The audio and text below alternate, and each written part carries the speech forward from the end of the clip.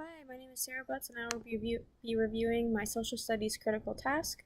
We'll start with my standards, which are compare Federalist and Anti-Federalist views of government. That is my NGSSS standard.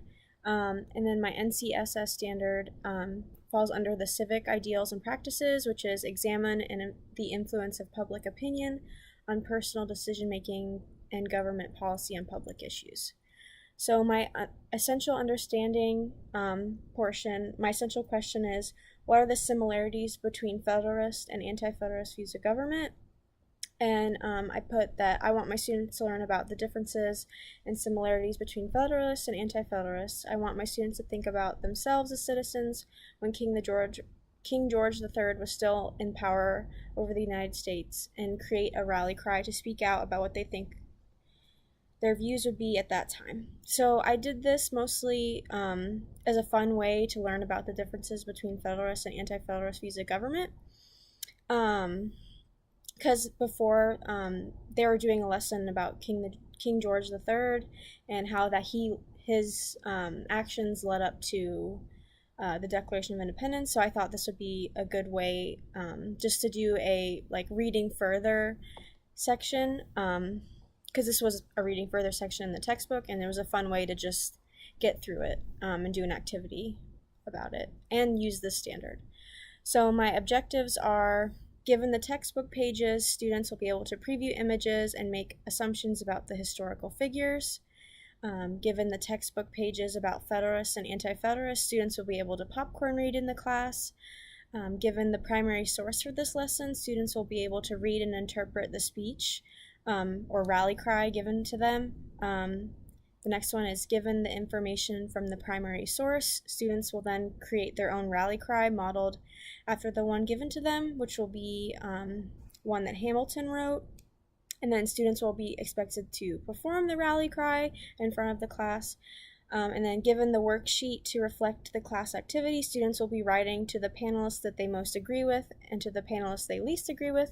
This is a worksheet in their textbook, but I just modified it that instead of looking at something that like a primary source and just reflecting on that, they'll look at a primary source and a student in their class's rally cry. And then given the new information we just learned as a class, we will then compare the similarities of Federalist and Anti-Federalist views using a T-chart or Venn diagram. Since the standard only wants you to compare, you could just do that with a T-chart, or you could compare and contrast and use a Venn diagram. It's really up to you how far you want to take it. And then the last one is, given that we complete the lesson, students will be able to successfully complete the Kahoot to assess their knowledge of the material. My rationale for this is I chose this standard to teach because it is a required standard in the state of Florida. I believe it's important for students to learn this concept because they will learn more about civics and how important they are for change in government. This will help students be informed voters and citizens in the future. I'm teaching this lesson and standard this way because this method relates to my inquiry.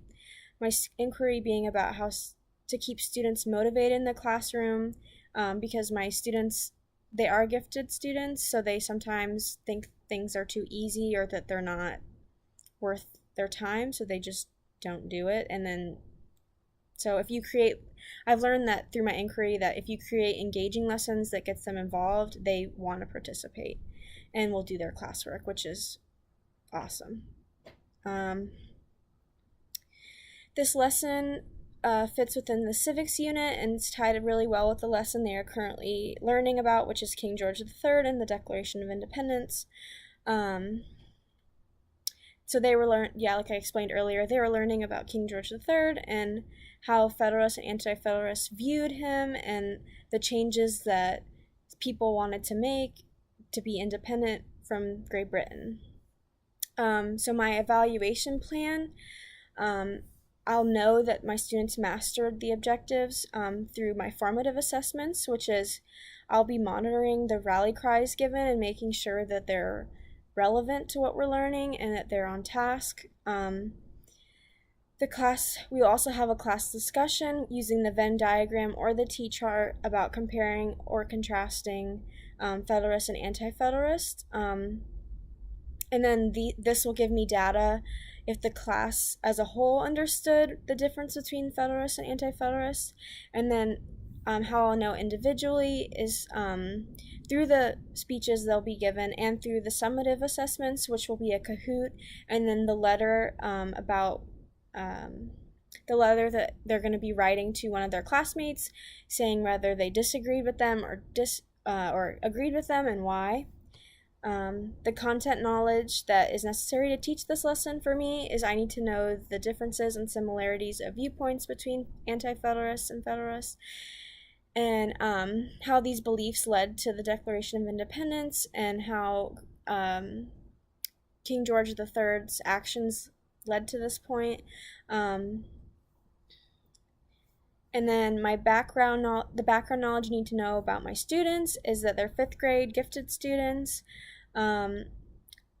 So to ensure their base knowledge, I will have them read the reading further section in the textbook, which is only about 1 or 2 pages.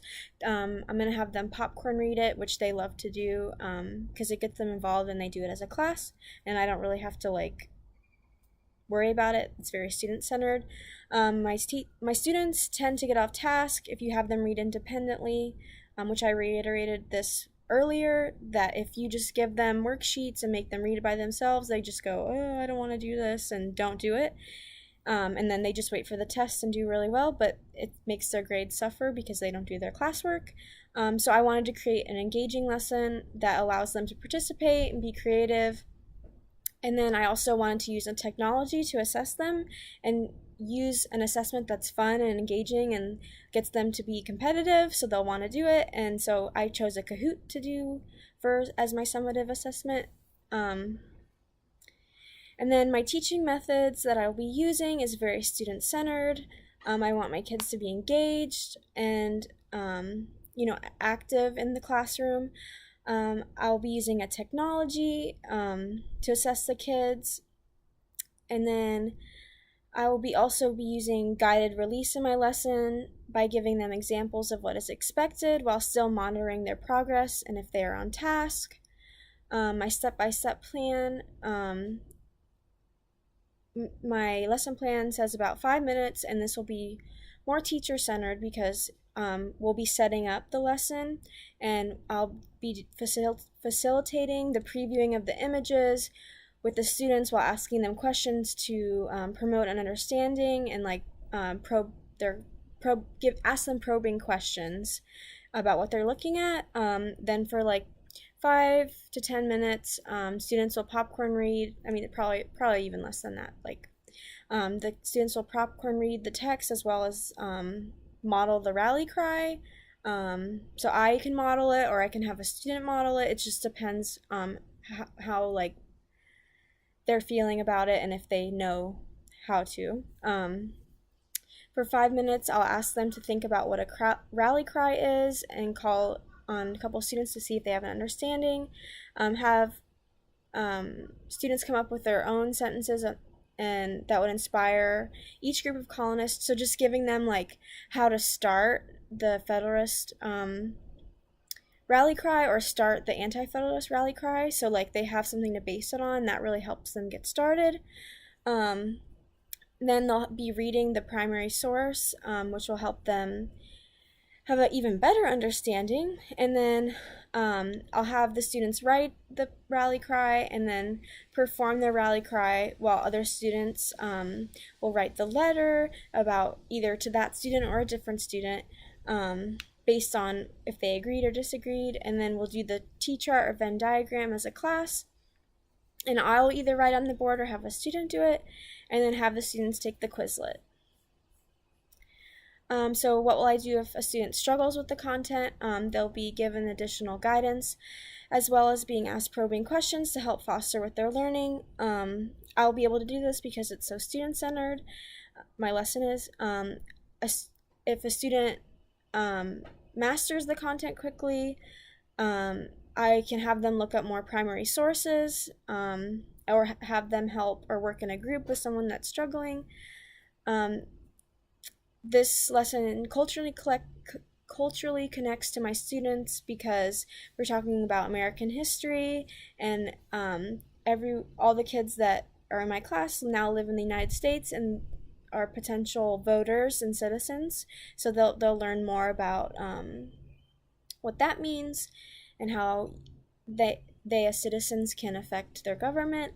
It'll connect to the community by informing the future voters of the community, as well as learning about the history that has led to how our community is now. And then accommodations. For ELL students, I will provide primary sources as well as instructions in their home language. And then for the students that are gifted or ahead, I said that earlier about how I'll have them look at more primary sources and help other students. And if they're behind, I can provide additional assistance as well as having another student help them. My materials is the Alexander Hamilton rally cry. It's a Federalist speech, so you have to reiterate that with the kids. And then the Social Studies Alive textbook, the Reading Further section, as well as the pictures that will help them get a better understanding about Federalists and Anti-Federalists and give them some background information on King George III. They'll need their iPads or that they use in the classroom to read the primary source and to take the Kahoot. They can use either the iPad or a pencil and paper to write their rally cry, and then we'll need a whiteboard or a poster board at the front of the room to do the Venn diagram or T-chart. I attached some FEEPs that relate to the lesson, but I'll just skip over that. And then this lesson does connect to my inquiry and wondering because I created my whole inquiry about student motivation and how my gifted kids sometimes don't feel the need to do their classwork. So I'm trying to create more engaging lessons, and so that's what I based this lesson on. So that's it. Thank you so much for watching.